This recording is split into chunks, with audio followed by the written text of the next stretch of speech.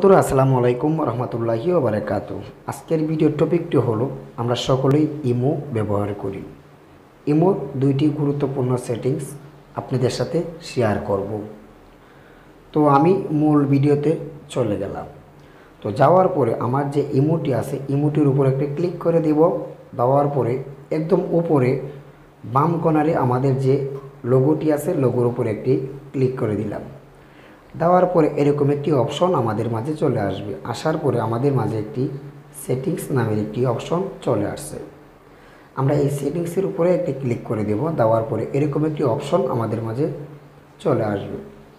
আসার পরে আরেকটি অপশন রয়ে গেছে, এই অপশনটার মাঝে আমরা আরেকটি ক্লিক করে দিলাম।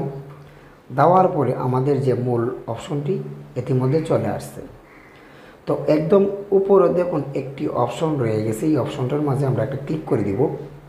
এই অপশনটা আমাদের যে মধ্যে যে টিকমার্কটি দেওয়া আছে একদম মধ্যে দেখুন, এই যে টিকমার্কটি দেওয়া আছে, এটা দেওয়া থাকলে কি হয় যে আমাদেরকে যারা কল করে তারা কিন্তু তাদের ইমোর মাঝে আমাদেরকে অনলাইনে দেখে তারপরে কিন্তু তারা আমাদেরকে কল দেয়।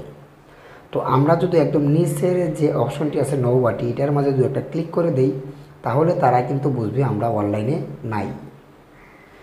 তো আরেকটি 2 নম্বর যে সেটিংসটি আছে, 2 নম্বর যে সেটিংসটি আপনাদের সাথে শেয়ার করব। এই সেটিংসটি দেখুন একদম মধ্যে আমাদের কিন্তু টিকমার্কটি দেওয়া আছে।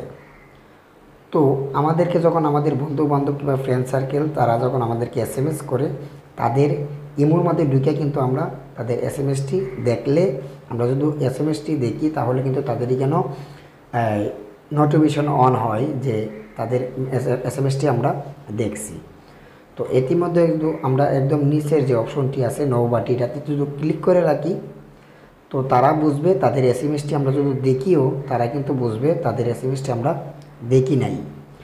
তো ইতিমধ্যে যদি আমাদের ভিডিওটি বিন্দু পরিমাণ ভালো লাগে একটি লাইক করে দিবেন, বেশি বেশি শেয়ার করবেন, চ্যানেলটিকে সাবস্ক্রাইব করে আমাদের সাথে থাকবেন। ধন্যবাদ সকলকে।